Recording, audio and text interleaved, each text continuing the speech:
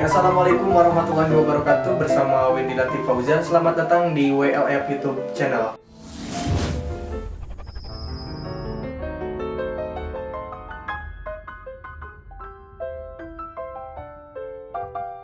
Di bagian keempat, video pembahasan soal ujian nasional tahun 2016 untuk mata pelajaran biologi ini, kita akan melanjutkan pembahasan soal dari nomor 16 sampai nomor 20. Sebelumnya kamu bisa mendownload soal ujian nasional tahun 2016 untuk mata pelajaran biologi di f87media.blogspot.com. Soal ujian nasional tahun 2016 bisa kamu download di f87media.blogspot.co.id. Nanti kamu bisa membukanya di smartphone kamu seperti ini, soal ujian nasional tahun 2016. Oke, kita mulai pembahasan untuk soal nomor 16. Bilirubin dan biliverdin yang keluar melalui feses manusia dihasilkan oleh hati melalui proses A. Mengubah NH3 yang bersifat racun, B. Mengubah gula menjadi glikogen hati, C. Membongkar lemak untuk metabolisme, D. Merombak sel-sel darah merah yang sudah tua, E. Menawarkan racun yang ada pada sel darah merah. Biliverdin adalah senyawa pigmen empedu dari keluarga porfirin, hasil lintasan katabolik gugus heme dari hemoglobin yang terdapat di dalam eritrosit atau sel darah merah oleh enzim hemeoksigenase. Sedangkan bilirubin berasal dari heme pada saat perombakan sel darah merah, diserap oleh hati dari darah dan dikeluarkan ke empedu. Sebagian besar dari bilirubin di cairan empedu di metabolisme di usus oleh bakteri-bakteri dan dikeluarkan bersama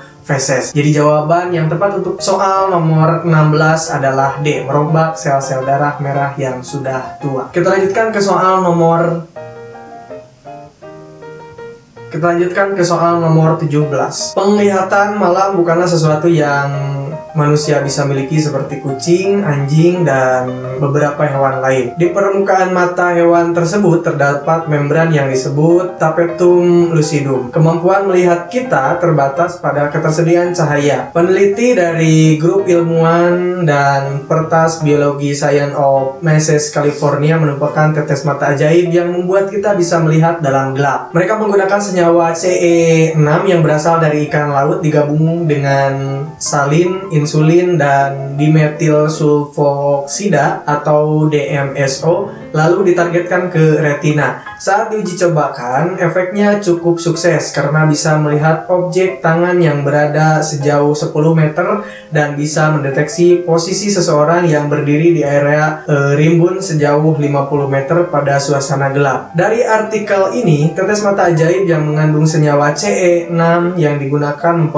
mempengaruhi mata dengan cara A. Mengaktifkan sel kerucut pada kondisi gelap, B. Meningkatkan fotosensitivitas sel batang pada retina, C. Membentuk membran seperti pada mata kucing, D. Menambahkan kemampuan retina menangkap warna, E. Meningkatkan intensitas cahaya untuk fotoreseptor. Untuk menjawab soal ini dengan tanpa mengetahui apa itu tetes mata CE6, kita sudah bisa mengetahui jawabannya melalui analisa artikel di atas. Kata-kata terpenting dalam artikel tersebut adalah lalu ditargetkan ke retina. Jadi dari kata-kata tersebut pilihan C dan E dapat dipastikan adalah salah karena tidak ada hubungannya dengan retina. Jadi dari kata-kata tersebut pilihan C dan E dapat dipastikan salah karena tidak ada hubungannya dengan retina. Lalu kita analisis lagi.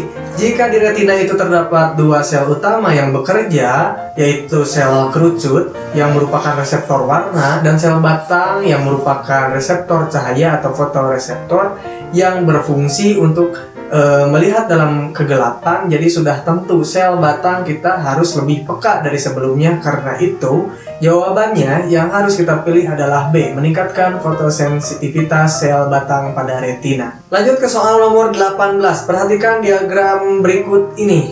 Peristiwa yang terjadi pada X adalah A. Pecahnya folikel degrap, B. Folikel tumbuh menjadi folikel degrap, C. Endometrium mengalami degenerasi. D. Terjadi penebalan endometrium oleh estrogen. E. Terbentuk korpus luteum yang mensekresi progesteron. Bagian X adalah fase terakhir dari siklus menstruasi yang dikenal dengan istilah fase luteal. Disebut fase luteal karena yang berperan dalam fase ini adalah korpus luteum. Korpus luteum ini menghasilkan hormon progesteron. Lalu fungsi dari hormon progesteron salah satunya adalah untuk menebalkan dan mengurangi kontraksi dinding rahim atau endometrium. Jadi proses yang terjadi pada bagian X adalah terbentuk korpus luteum yang mensekresi progesteron. Lanjut ke soal nomor 19. Seorang siswa melakukan percobaan tentang pengaruh pupuk urea terhadap tanaman tomat. Setelah 1 minggu didapat data seperti pada tabel berikut. Tabelnya ada di sini. Oke, bisa dilihat ya. Berdasarkan data hasil percobaan dapat disimpulkan A. Dosis pupuk tidak mempengaruhi pertumbuhan tanaman. B. Pertumbuhan tanaman berbanding lurus dengan dosis pupuk.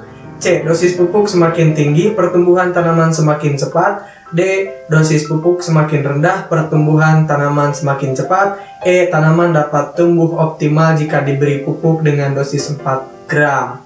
Nah, jika dilihat dari tabel tersebut, bahwa tanaman dapat tumbuh optimal jika diberi pupuk dengan dosis 4 gram, yaitu tinggi rata-ratanya adalah sekitar 15 cm.